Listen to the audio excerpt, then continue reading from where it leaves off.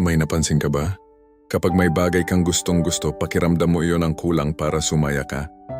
Bagong cellphone, bagong motor, bagong trabaho, mas malaking sahod. Iniisip mo, kapag nakuha ko ito magiging masaya na ako.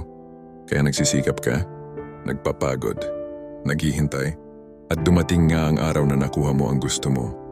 Masaya ka, excited ka, pakiramdam mo, kumpleto na ang lahat.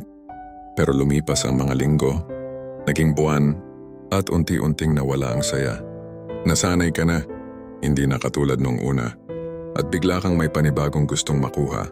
Panibagong target, panibagong pangarap, panibagong bagay na inaakala mong magpapasaya sa iyo. At dito nagsisimula ang tinatawag na pursuit of happiness. Ang walang katapusang paghahabol ng tao sa bagay na inaakala niyang magbibigay ng tunay na kaligayahan. Pero ang problema, hindi naman talaga ang mga bagay ang hinahanap ng puso natin.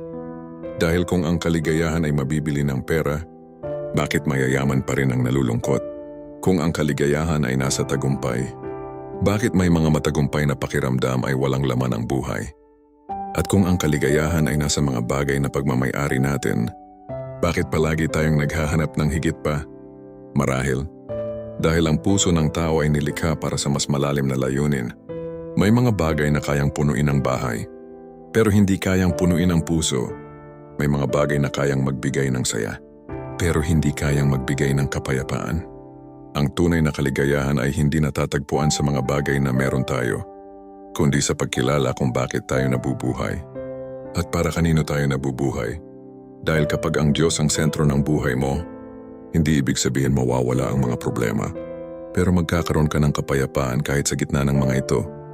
At iyon, ang uri ng kaligayahang hindi kayang bilhin ng pera. At hindi rin kayang nakawin ng mundo.